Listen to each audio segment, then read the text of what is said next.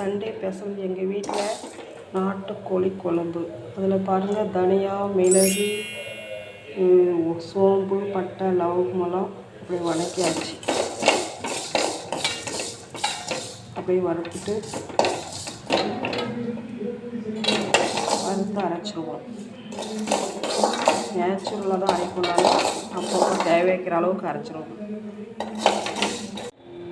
இப்போ சின்ன வெங்காயம், பூண்டு, மிளகு, சோம்பு,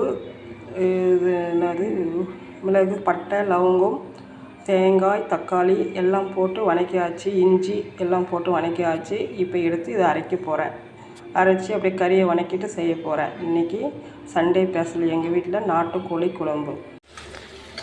பாருங்கள், வெங்காயம், பச்சை மிளகா நல்லா வதங்கிட்டு இருக்குது. நாட்டுக்கோழி குழம்புக்கு ஃப்ரெஷ்ஷான நாட்டுக்கோழி பாருங்கள், சூப்பராக இருக்கா. அப்படியே எடுத்து இப்போ எண்ணெயில் போட போகிறேன். அப்படியே கொஞ்சம் நல்லா வதங்கணும்.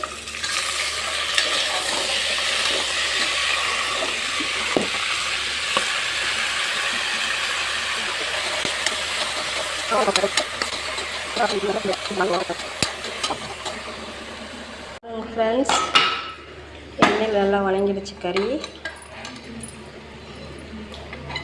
நல்லா வதங்கிடுச்சு. அடுத்தது அரைச்சி வச்ச மசாலா.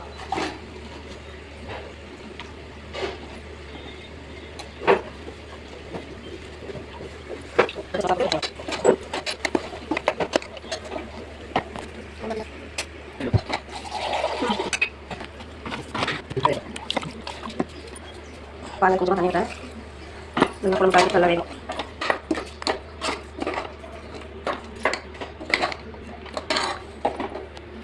இன்னும் கொஞ்சம் தண்ணி ஊற்றி மூடி போட்டு 2 விசில் அடித்தா போதும். நாட்டுக்கோழி குழம்பு ரெடி. பாருங்கள், கருவேப்பிலையும் போட்டாச்சு.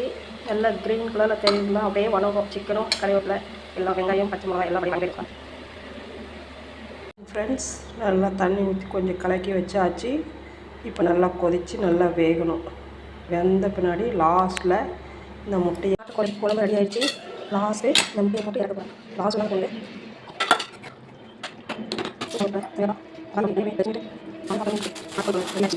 சாதம், நாட்டுக்கோழி குழம்பு, ரசம்.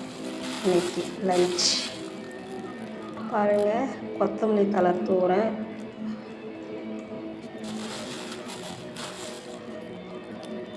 கழுவி கட் பண்ணி வச்சாச்சு. சூப்பராக இருக்குங்களா? ஓகே, லைக் பண்ணுங்கள். நாட்டுக்கோழி குழம்பு ஒரு ரசம் ரெடி ஆயிடுச்சு. லஞ்ச். நம்ம சாதம் ரெடி ஆகணும்.